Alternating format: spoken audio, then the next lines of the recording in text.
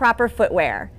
If it feels like we've been spending a lot of time recently on the foot, you'd be correct, because as I've said, there's two things I won't skimp on: quality food and quality shoes. So today we're going to dabble in athletic footwear, running, walking, boot camp, cardio dance, cross training. How do you find the appropriate shoe for your activity and your foot structure? Well, the only way to find out is to go shopping.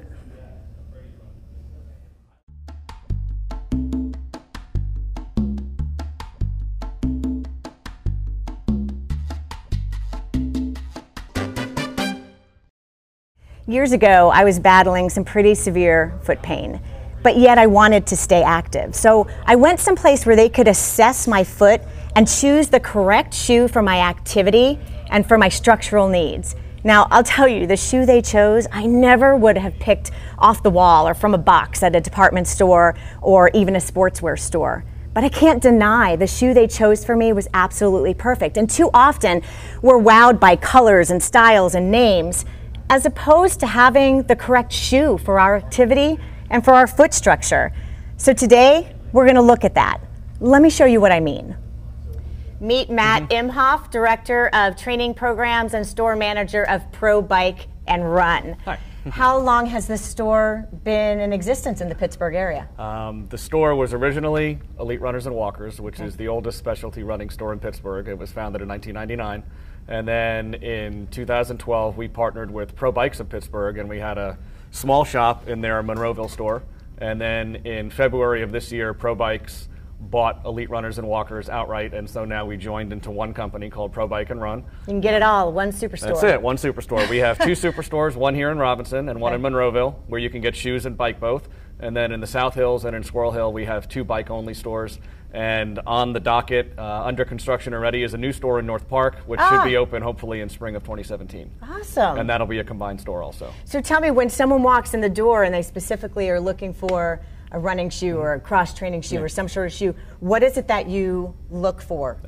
When someone walks in, the first thing we're going to do is try to get to know them before they even take their shoes off. It's going to be an interview. We're going to ask them, what do they do? What kind of surface do they run on? What kind of activities are they doing? How long has it been since they got measured for a shoe? And most people, you'd be surprised, haven't been measured since they were a little kid. Like a kid. Yeah, when they were a kid with the Brannick, which we'll use. Yeah. And then once we kind of have a dialogue and get an idea as to what they're going to be doing, then we will fit them for the shoe, we'll measure their foot, we'll watch them walk, we'll look at their biomechanics, and then we'll decide what we walk in the back and start bringing out. So this is not just, I'm going to walk down this aisle and pick the one that's pretty. No, this is absolutely the 180 degrees opposite of that. We're going to take the time to get to know you, what you need, and try to figure out what's going to be the best shoe for you and kind of guide you in that direction. You get a chance to try them on. You get to run on the treadmill with them. We'll watch you run. So there's all kinds of things that we're going to do to make sure when you walk out, you're happy with what you got and it's going to work right. Excellent. And we're going to crank that up. So an 8.5 minute mile on the treadmill is about 7.5 or 8 on here. Okay, so I'm just going to kind of look at your form. I'm going to watch and see how your foot moves in the shoe.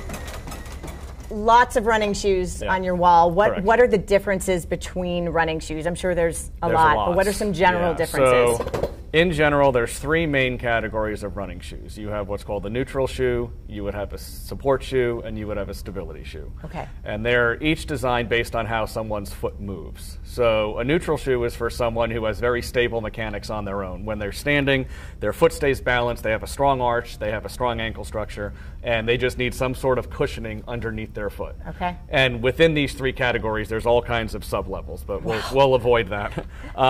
So that's neutral, and that's over 50% of the population. Okay. Then the other two categories, one is called stability for someone who, or support, that is for someone who has a little bit of overpronation, which is a slight drop in the ankle, a slight collapse of the arch.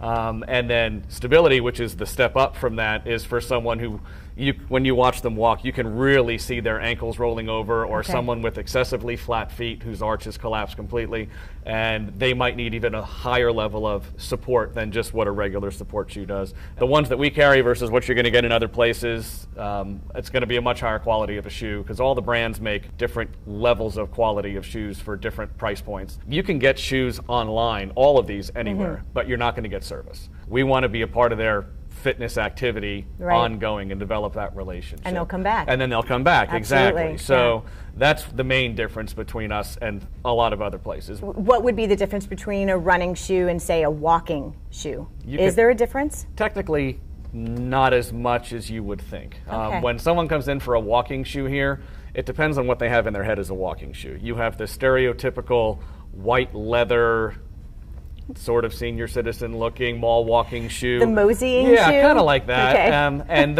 all the brands make shoes that are like that, and that's for someone who just wants a casual shoe with the support of a running shoe, but they don't want it to be a mesh upper with all the flashy colors and stuff like that. Can you walk in any one of these shoes for your daily life? Yes, absolutely. Okay. But you can't run in a walking shoe, though. Can you use running shoes for, say, cross-training, boot camp, cardio, dance, cardio classes? It depends on the class, and it depends on the person, and it depends on the shoe. So what if there's a lot of lateral movement? Yeah, so running shoes... Did you hear that? If you have lateral movement, please do not wear a running shoe. Running shoes aren't designed for that. So running is a linear motion. You're supposed to go straight, other than when you make a left turn or a right turn on the road. Right, but you're not running zigzags. But you're not doing zigzags. So shoes like that, cross trainers, aerobic shoes, what they do is they have more support built up in the forefoot, so when you plant your foot, you're not going to rip out of the side of the shoe. People are concerned about cost. Correct. What is the difference between, say, a $60 shoe and a $120 shoe? Okay, that goes back to the durability construction of the shoe that we talked about before. Okay. So all the brands make different price points. They have their mass marketed shoes that you can get in small department stores, and we call them box stores. So they're like a chain. Right. Okay, and so the shoes there are going to be $60 to $80. Is there anything technically wrong with the shoe? No. But is it going to last? Is it going to have the same construction or the same specific technical features that a higher end running shoe is going to have? Absolutely not. And so when you get into the higher price point, you're going to get something that's going to be more cleanly designed, more attention to detail, better construction, better fabric, better breathability, more support in the places where you're going to need it, and you're going to get more value for your dollar. We offer a class that runs 3 times a month, the first and third Thursday and the second Saturday. It's a free class, hour and a half, and we'll sit down, we're going to talk about those key points of proper running, we're going to go outside, we're going to video, we can actually break down the video, and we do all kinds of diagnostics on people's forms so we can show these are the things you want to work on a little bit. But everyone who comes in and gets fit is going to get that service too in a real one-on-one setting, so that when you walk out, we kind of try to give you the whole package. So somebody who is just starting for the first time to run, that'd be a great thing. It's a great thing for someone who's brand new, especially. And we have some folks who come in about once a year because they want to see where are they in their maturation of their running form.